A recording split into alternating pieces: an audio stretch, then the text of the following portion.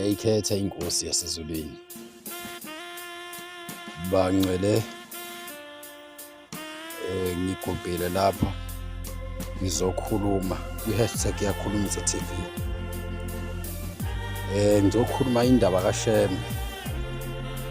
Uthi indaba kaShembe ayilingani nabantu basemhlabeni. Indaba kaShembe inkulu kakhulu. Uma uzothatha sibheke isabatha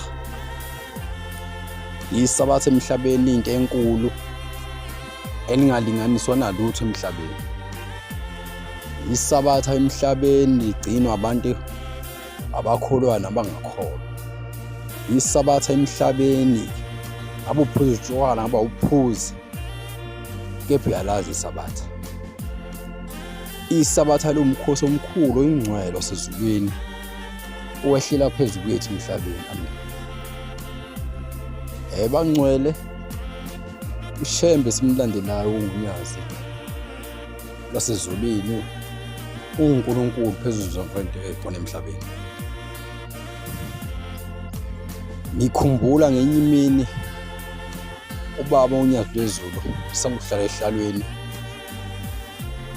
kwawafika usuku kuba kuhlaseleke emzini walomama. Wathi lo mama ehlaselwa umphakathi unkankila umuzi wakhe. Baphusa zonke izinto opetrol baphusa phezulu kwendlu basibelayitha basebemgada izungu ephumile. Bamgada yashindlu yaze yanqo. Kwabonakala isilwane sasezulwini lwezulu elungena ngewindi lase likhipha umjibo waleqa umjibo obhulu lase limboza ngawo.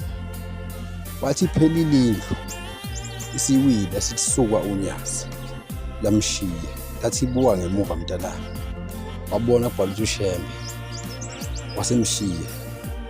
Wathi uyabuka umphakathi, hawu lo muntu nguma kashishwe nakancane yini. Siyawutshela umphakathi hayi enginonyazi lwezulu. Uthi angibuye emuva wabona kubhalwe uShembe eqomjibo obhulu. Amen.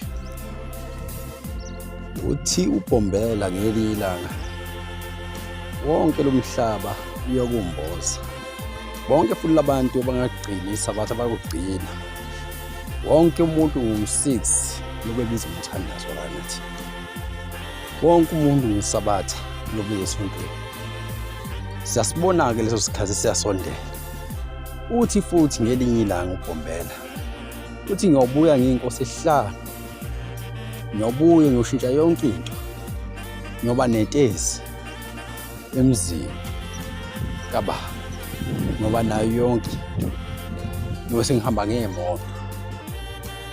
Siyakhumbula ukuthi ubhombela behamba ngehashi manje usehamba ngemoto. Lo esinaye manje uthunya phezulu sewuyena ubhombela. Amen. Bangcwele nginike isikhathi esincane la kwi-hashtag yakhulumisa TV. Phela bekunithulela indaba encane kwisabatha kumhla 14 Disemba. Uthi ke uNkulunkulu makasikhumbule ngaleli sabatha. Ingozi ikhona ziningi ngapha la ngapha esibheke sithande. Sifukamele sichithele zonke izitha zethu. Sudle kahle nawukhisimuzo zayo nonyuyo zayo. Amen. Nkosi ngibusise. Siyabonga.